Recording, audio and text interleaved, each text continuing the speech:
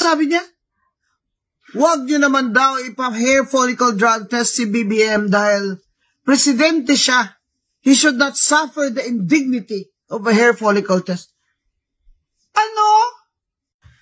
Bongga. Hair follicle drug test lang? Ano na? Indignity na? Ang sagot? Si Congressman Libanan. Na ang dami niya nang nakuha ha. Kahit minority leader siya kuno.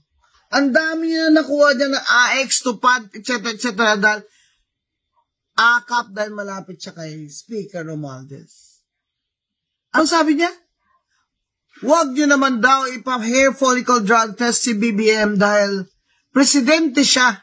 He should not suffer the indignity of a hair follicle test. Ano? Nakakainis naman itish.